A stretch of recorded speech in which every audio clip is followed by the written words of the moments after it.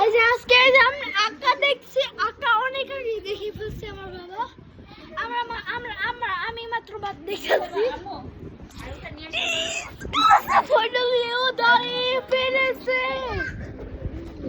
কিন্তু এটা একটা অসংখ্য দিন, অসংখ্য দিনে আজকে মাত্র আর আরেকটা ব্লগ পার্ট 2 বানাবো একটু পরে। এটাকে বাই বাই।